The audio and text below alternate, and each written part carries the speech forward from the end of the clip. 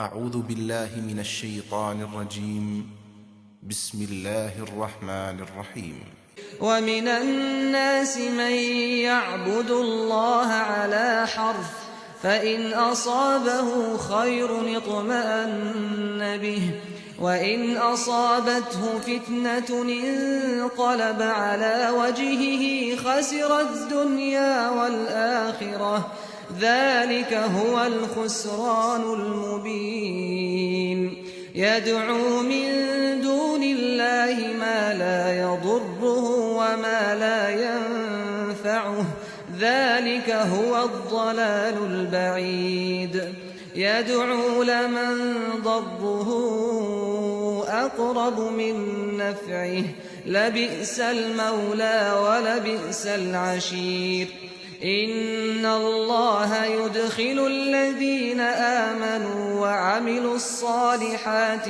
جنات تجري من تحتها الأنهار إن الله يفعل ما يريد.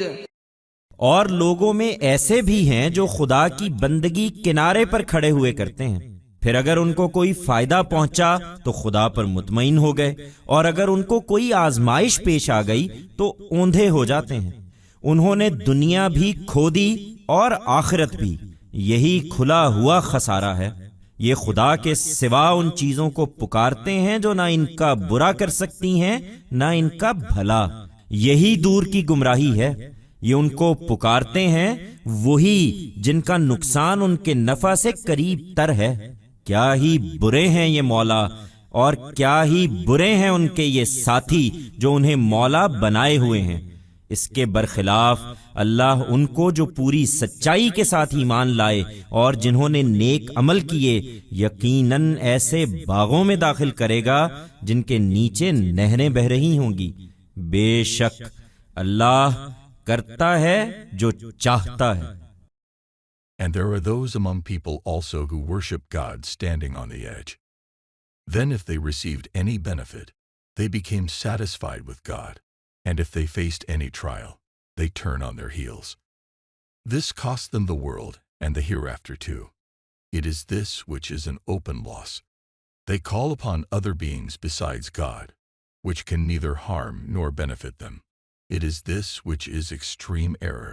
They call upon them, the very ones whose harm is nearer than their benefit.